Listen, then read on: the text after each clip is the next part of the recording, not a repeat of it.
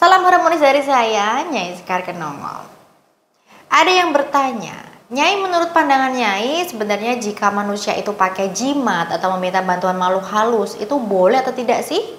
Dan apakah akan ada karma tertentu yang akan didapatkan jika terlalu sering menggunakan jimat atau sejenisnya atau minta bantuan makhluk halus? Wah, ini pertanyaan yang bagus ya, dan jarang ada yang bahas juga. Jadi begini. Mengenai pertanyaan manusia meminta bantuan makhluk halus itu boleh atau tidak, dan apakah akan ada karma yang diterima si manusia jika sering dibantu makhluk halus ataukah tidak. Dalam konteks keagamaan, masing-masing agama memiliki ajaran dan kepercayaan sendiri-sendiri ya. Jadi saya tidak akan masuk ke ranah tersebut.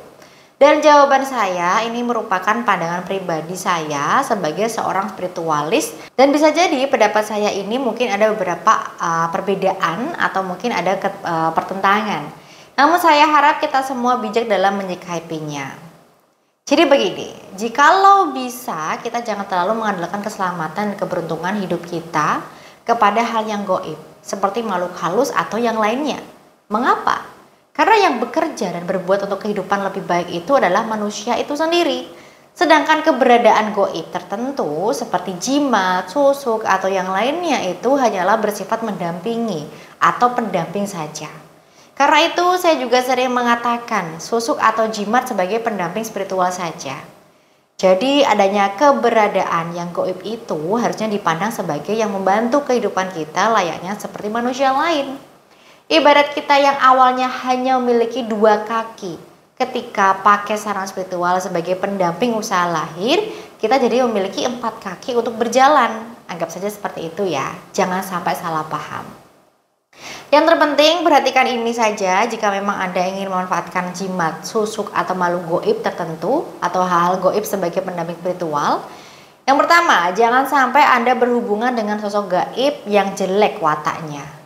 Yang kedua, jangan sampai Anda berhubungan dengan sosok gaib yang mana di dalamnya terdapat perjanjian tertentu yang tidak pantas atau melewati batas norma dan adat yang berlaku dalam masyarakat.